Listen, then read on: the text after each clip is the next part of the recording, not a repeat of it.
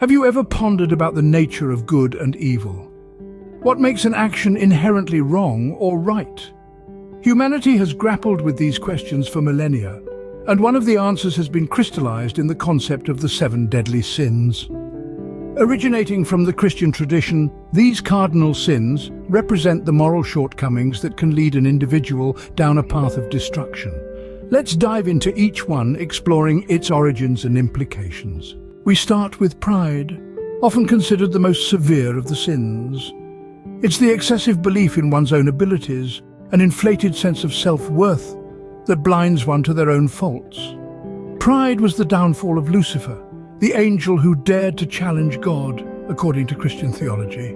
It's a warning against hubris, reminding us that overconfidence can lead to ruin. Next is envy. It's the desire for others' traits, status, abilities, or situation. It's a destructive force, causing discontent, resentment, and at its worst, harmful actions against others. The story of Cain and Abel is a stark reminder of envy's destructive potential, with Cain's envy leading him to murder his own brother. Then we have gluttony, which is not just about overeating, but an excessive and insatiable desire for more than one needs or deserves. It's a sin of consumption, whether that's food, resources, or even experiences. It warns us against the consequences of overindulgence and greed. Lust, another sin, is an intense desire or thought that consumes one's mind and leads to actions that harm oneself or others. It's not just about sexual desire, but any form of intense longing that can cloud judgment and lead to destructive actions. Anger, often described as wrath, is the sin of uncontrolled feelings of hatred and anger. The destructive consequences of anger are evident in conflicts and wars, where uncontrolled wrath can lead to untold suffering. Greed or avarice is the desire for material wealth or gain, ignoring the realm of the spiritual. It's a sin that can consume an individual, leading them to actions that harm others and themselves in the pursuit of wealth. Finally, there's sloth.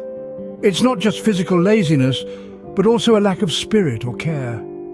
It's the avoidance of physical or spiritual work, leading to a life of unfulfilled potential. In conclusion, the seven deadly sins serve as a moral compass, guiding us away from destructive behaviors. They remind us to maintain a balance in our desires, to respect others, and to be mindful of our actions. They warn us that the path of excess can lead to ruin, and the path of neglect can lead to a life unfulfilled. Whether or not one believes in their religious origins, these cardinal sins serve as a timeless lesson on the dangers of unchecked desires and the importance of self-awareness and self-restraint. After all, as humans, we are capable of both great good and great evil. It's up to us to choose which path we tread.